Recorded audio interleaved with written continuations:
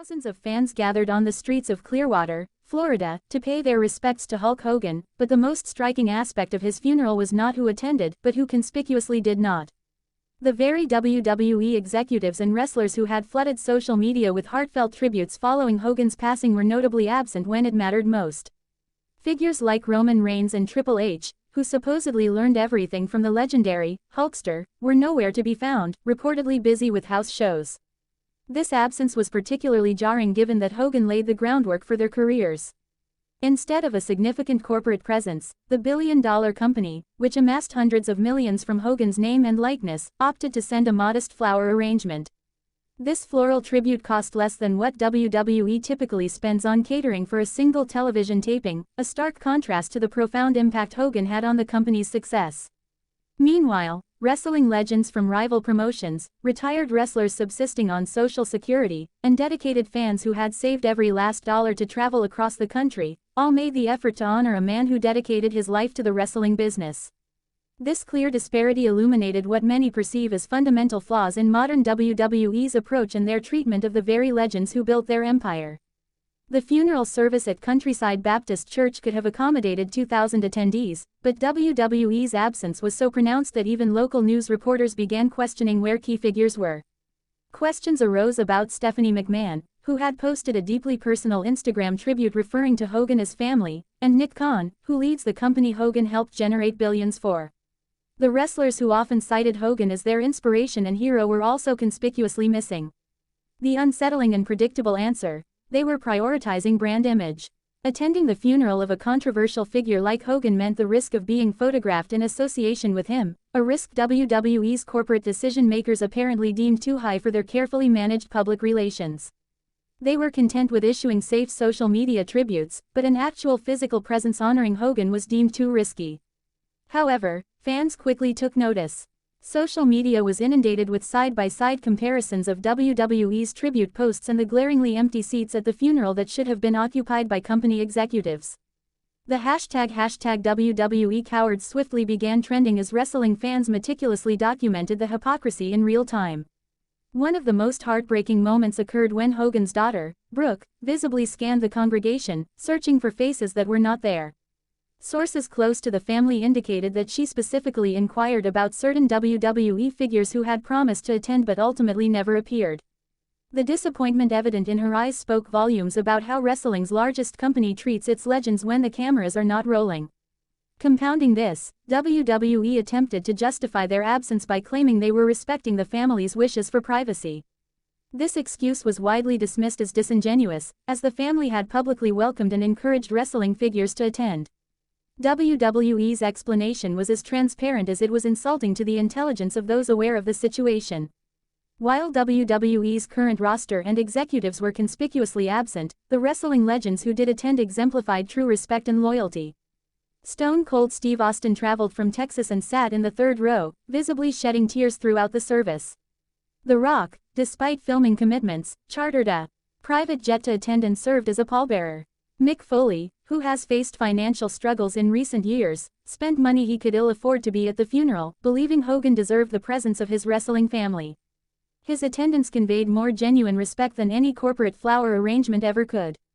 What might restore some faith in the wrestling community is the fact that legends from various eras converged to pay their respects. Ric Flair, despite his own health challenges, was wheeled in. Bret Hart, who had well-documented feuds with Hogan over the years, set aside their differences and delivered a poignant eulogy emphasizing the importance of respecting fellow wrestlers regardless of personal conflicts. Even wrestlers from competing promotions showed up to acknowledge Hogan's immense contributions to the entire industry. AEW stars like Jon Moxley and CM Punk attended, fully aware of potential political ramifications with their current employer, demonstrating a deeper understanding of loyalty and respect. The international wrestling community was well represented by legends from Japan, Mexico, and Europe who traveled across oceans. Many of these wrestlers had only worked with Hogan a few times, yet they understood that his funeral transcended company politics or personal grudges. Outside the church, over 3,000 fans had gathered, creating a scene that should have been a major priority and marketing opportunity for WWE. Instead, the company largely ignored the fan gathering, treating it as an embarrassment rather than a powerful testament to Hogan's enduring impact. These were not casual observers. They were devoted wrestling fans who had journeyed from across the country, spending their own money and vacation days to honor a wrestler who meant everything to them. Many sported vintage Hulkamania t-shirts from the 1980s, some brought replica championship belts, and others held handmade signs with personal messages detailing how Hogan had inspired their lives. The most moving displays came from fans who had encountered Hogan at conventions, autograph signings, or by chance over the years. They shared stories of his kindness, his willingness to pose for photos, and his genuine appreciation for their support. These interactions, though seemingly insignificant to WWE's bottom line, held immense meaning for the countless individuals whose lives Hogan had touched. What should genuinely infuriate every wrestling fan is that Wee's social media team was posting generic content and promotional material while thousands of fans were mourning one of their biggest legends. There was no acknowledgement of the fan gathering, no live coverage of the memorial, and no recognition of the historically significant event unfolding. Local news outlets provided more comprehensive coverage of the wrestling aspects of the funeral than Wee's own media team. Independent wrestling podcasters offered more respectful coverage than the company that had earned billions from Hogan's name. The profound disconnect between WWE's corporate priorities and the emotions of their fans has never been more apparent or unsettling. The moment that unequivocally exposed WWE's hypocrisy came during The Rock's eulogy, where his words were clearly aimed at the absent company executives. Without explicitly naming names, The Rock spoke about fair-weather friends and individuals who disappear when loyalty is tested. With emotion palpable in his voice, The Rock asserted, Terry knew who his real friends were. They're the ones sitting in this church today, not the ones posting on social media from thousands of miles away. The congregation erupted in applause, and several wrestlers were observed nodding in agreement while glancing at the conspicuously empty seats. The most devastating part of his speech came when The Rock directly addressed Hogan's complicated legacy. Terry made mistakes, and he owned them. He spent his final years trying to make amends and rebuild relationships. The people who couldn't find it in their hearts to forgive him, or couldn't risk being seen with him, aren't the leaders this business needs. This statement was clearly directed at WWE executives who had effectively erased Hogan from company history for years before quietly reintegrating him when it became financially advantageous. The Rock's words underscored the fundamental difference between genuine forgiveness and cynical corporate calculation, and everyone in that church understood precisely whom he was referring to. Social media exploded as clips of The Rock's speech quickly went viral, with wrestling fans interpreting his comments as a direct rebuke of WWE's management. The company's absence from the funeral, coupled with The Rock's pointed remarks, generated a public relations nightmare that exposed their hypocrisy to a mainstream audience. Wrestling journalists with backstage sources reported that Wee's absence from Hogan's funeral was a calculated decision to distance the company from any association with his controversial legacy. Multiple sources confirmed the existence of an internal memo discouraging WWE personnel from attending the funeral or posting extensively about it on social media. The memo reportedly stated that while individual wrestlers were free to make their own choices, the company would not officially participate in funeral activities and preferred that employees keep their involvement low-key. This corporate timidity ensured that WWE could claim they honored Hogan with social media tributes while avoiding any genuine commitment or perceived risk.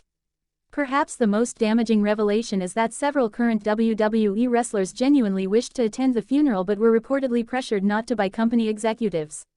Sources indicated that Roman Reigns initially intended to be there but was advised against it by his management team, who were concerned about negative publicity affecting his meticulously crafted image.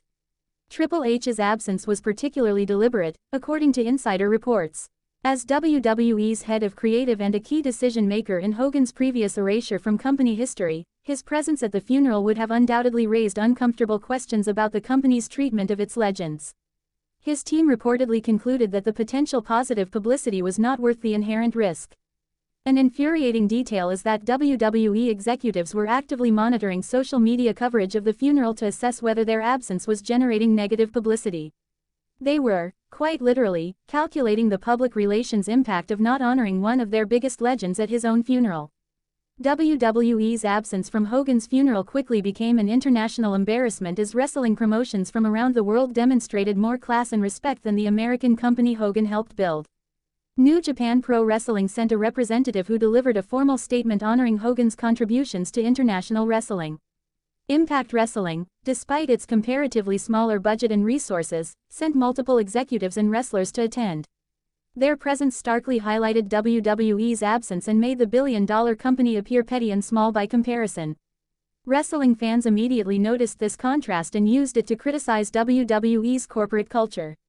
Even more embarrassing was the presence of representatives from Mexican wrestling promotions, European wrestling organizations, and independent American companies that possess a mere fraction of WWE's resources but understood that respecting legends transcends mere business considerations.